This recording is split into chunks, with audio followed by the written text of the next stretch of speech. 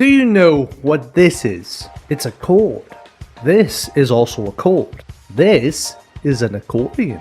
And this is especially also a chord. Now, what's so special about this one? Well, you see, more than 1,000 years ago, way before people knew anything about accordions or sines or cosines, the way we did mathematics, especially algebra and geometry, was very different from our modern conveniences. Before fancy trigonometric functions like secant, yeah, everybody loves that one, mathematicians used to use these to find all sorts of measurements in very well thought and lots of times specific ways due to the limited knowledge of the time. Join me to explore a bit of this lost world by reading into the teachings of Ptolemy and the Almagest.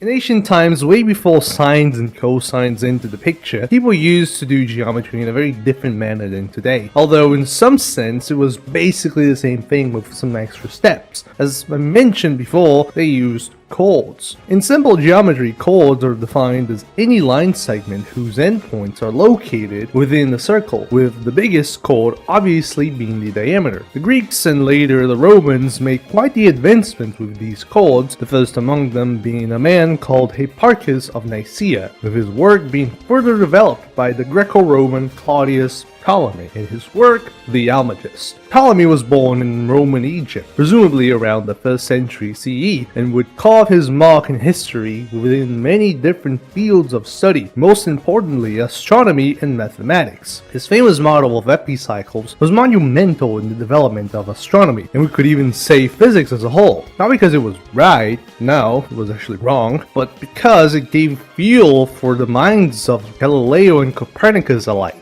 And in general, it served as the de facto model of the universe for more than 1,000 years in Europe. He lived his whole life in Alexandria, as far as we know, and made several great works that would be referenced as late as the 15th century, and we could even say till this day, the likes of his Geographia, and of course, the Almagest. Directly from Ptolemy's work, you can try to understand how they treated and used these chords. As written in the Almagest, each chord was associated with a given angle, and by knowing and listing many different chords, one could use the ratios of known values to find meaningful measurements. Now, how can one associate a chord with an angle or have values related to them is also given by the Almagest. First, we must take a sort of reference frame, meaning using the radius as a frame for all the values of the chords that we will categorize. Ptolemy has an obsession with a standard radius of 60 parts, or r equals 60 in a sense for our reference circle. But truth be told, you can use any values as long as they are proportional to said radius. Now, to associate each chord to a given angle is somewhat simple. We can just draw the radii from the endpoints of the chord and therefore associate the angle inscribed between them to that specific chord. Right off the bat, we can easily get some chords such as the chord of 90 degrees, that being r times root 2, which is pretty obvious, it's just Pythagoras, and we can also get the chord of 60 degrees in a similar easy manner as shown by Ptolemy. That is because we know that a regular hexagon inscribed in a circle divided by triangles gives us equilateral triangles with 60-degree angles inside. Therefore, this chord is the same as, well, the radius. Ptolemy then gives us some weird procedures to find the chords associated with 36 and 72 degrees. There's two ways we can come about this. The first is Ptolemy's way, and the second is the easy way. Let's see his way first, eh? He begins by drawing a convenient figure, a semicircle with a few points, A, B, D, G, and Z. The figure is constructed in a way that DE is half the radius, and BE is equal to ZE. Sure. What now? Well, Ptolemy then claims a few funny things. He says that ZD is the side of a regular decagon inscribed in the circle, okay, while ZB is the side of a regular pentagon inscribed in the same circle. Now, I know what you're thinking. This makes no sense. What pentagon or decagon? What is he talking about? Well, don't worry. I'll attempt to explain it by following his proof. First, let's label our horses and call the distance ZD as X, DE as Y, and finally ZB as F, with the radius, that is 2y equals r. Okay, now Ptolemy starts off by a theorem found in Euclid's Elements. and as we shall see, he does that a lot. This one, book 2, proposition 6, says that if a straight line be bisected and a straight line be added to it, in a straight line, the rectangle contained by the whole with the added straight line and the added straight line together with the square on the half is equal to the square on the straight line made up of the half in the added straight line. In easier modern notation, this simply states that for every x and y, like ours here, x plus 2y times x equals x plus y squared minus y squared, which makes it pretty obvious. Now, by adding y squared to both sides, we get x plus y squared equals x plus 2y times x plus y squared. Trivial, isn't it? Well, now, if we look at our figure, we notice that x plus y squared by Pythagoras is simply equal to a squared plus y squared. If we then substitute this, we get that x plus 2y times x equals a squared. Okay, now he once again references Euclid, this time using definition 3 from book 6 to say that x is proportional to the extreme and mean ratio, which apparently is just an old fancy way they call the golden ratio. We can also get this by simply writing this equation in terms of a and then solving for x, as we would solve any polynomial equation, you know? Getting rid of the negative x, of course, as x is a distance here, so we arrive at x equals a times minus 1 plus square root of 5 all divided by 2, or simply a over 5, the golden ratio. He then invokes two very important theorems from Euclid. These are propositions 9 and 10 from book 13, with proposition 9 telling us that if the side of the hexagon and decagon inscribed in the same circle be added together, a whole straight line has been cut in extreme and mean ratio, and its greater segment is the side of the hexagon. In plain old English, that basically tells us that the ratio between the sides of a regular hexagon and a regular decagon, both inscribed within the same circle, is proportional to the golden ratio. Now knowing this, if we take all over x, we simply get, well, pi. And from the theorem, LH, the side of the hexagon, over LD, the side of the decagon, is also equal to pi. And we've already seen that A is the same as LH, the side of the regular inscribed hexagon. So that leaves us with x being equal to the side of the decagon. To finish the proof, he uses proposition 10, which says, if an equilateral pentagon is inscribed in a circle, the square on the side of the pentagon is equal to the squares on the side of the hexagon and on that of the decagon inscribed in the same circle. Which basically means that the sides of a regular pentagon, hexagon, and decagon, all inscribed in the same circle, form a right triangle, i.e. LP squared equals LH squared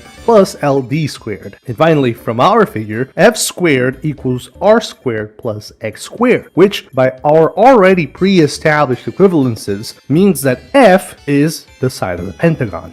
Now, as I said, this is the way Ptolemy did it, and it's really cool, but really, you could have done it by just using the two propositions from book 13, as you already get the relationship between the side of the decagon and the radius, and simply from that, we could substitute LD in the formula from proposition 10, thus arriving at the desired relationship between LP and R. Now, why did Ptolemy not just do that? Well, the simple answer would be that his genius was limited by his time. We have to understand that this very convenient way of writing and doing algebra wasn't conceived well until the late 1600s to early 1700s. So Ptolemy had to find a way to get what he wanted, utilizing the full potential of what he had in hand, which is pretty impressive if you ask me. But let's not get ahead of ourselves. Remember, this entire thing is done so that we can have the chords associated with 72 and 36 degrees, together with the 90 and 60 degree chords. With these, we may as well construct any chords using Ptolemy's signature move, his own theorem. As Ptolemy states, trying to find convenient ways, such as those for every angle, would be a bit of a hassle. So he derives a way to find any chord by utilizing previously known chords. For that, he proposes a theorem, that is, for all intents and purposes, an original one. And for that, we call this theorem, well, Ptolemy's Theorem. The theorem states that for any inscribed quadrilateral, we can arrive at the following relationship between the sides and the diagonals. Now, the proof of this is actually pretty cool. Let me show you. First, he draws this figure right here, ABCD, which is a quadrilateral. Now, he draws another point, E, and a line coming from B to E. He says for us to choose E such that these two angles here are the same. He then notices that these two angles are necessarily the same as well, since they subtend the same segment. Therefore, triangles ABD and BCE are similar. We can see that from their angles. Now, he takes the ratios between two sides of these triangles, and as the triangles are similar, it comes that BC over CE equals BD over DA, or BC times DA equals BD times CE. Alright, now he makes us pay attention to another pair of angles, who are also identical, since again they subtend the same segment. Therefore, triangles BEA and BDC are also similar. So once again, by the ratios, we have that BA over AE equals BD over DC, or BA times DC equals BD times AE. Now, if we add these two results up, we have BD times AE plus CE is equal to the sum of the products of the opposite sides of the quadrilateral. And notice finally that AE plus CE equals AC, the second diagonal, proving the theorem. Pretty cool, huh? Well, he uses this theorem immediately to acquire some formulas for the chords of the sum of angles and difference of angles. Let's see one of them up close. The idea here is to construct a quadrilateral where one of the sides is purposely made into the diameter of the circle. This way, if we notice, all these remaining sides are chords associated with certain angles. Thing is, we can find them. If we label these angles as alpha and theta, you can easily see that this side is alpha's chord and this side is theta minus alpha's chord. Okay, now this diagonal is theta's chord, the other diagonal is 180 minus alpha's chord, and the last remaining side is 180 minus theta's chord. Therefore, we know all the sides, and we know the relationship between them by Ptolemy's theorem, so we arrive at C theta times C 180 minus alpha equals C alpha times C 180 minus theta plus C theta minus alpha times 2r. Isolating what we wish the chord of the difference, we get that C theta minus alpha equals C theta times C 180 minus alpha minus C alpha times C 180 minus theta, all divided by 2r. In a similar manner, we can arrive at a formula for the chord of the sum, and with the values of chords we arrived earlier, we can easily arrive at various different chords now.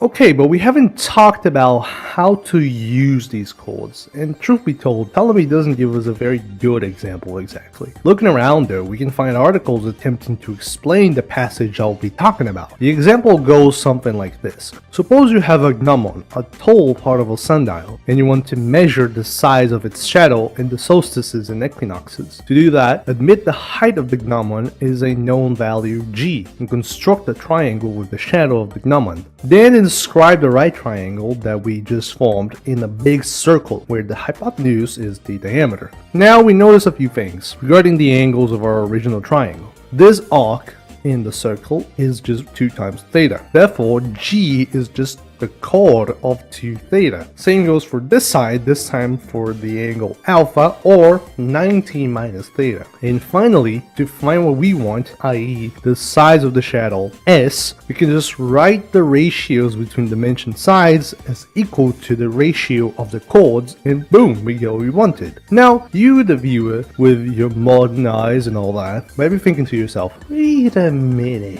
Isn't this whole ratio of chords just a tangent with extra steps? And to that I say, yeah, that's exactly it. Yeah. And that's basically the thing throughout the entire concept of these chords. That is to say that hidden behind them is our familiar sines, cosines, and tangents. Ptolemy and his contemporaries just didn't conceive of such objects, which is why they opted for chords in a sort of geometrical algebra, and it would be that for centuries, as only centuries later in the Islamic Golden Age, where the modern trigonometric functions would take shape and be popularized among mathematicians, rendering the old chords obsolete. But that is a story for another time. For now, I hope I did a good job of presenting you with this old forgotten world, and if you liked the video, subscribe as more like this one are coming, I promise. And yeah, with that I guess that's it. Bye.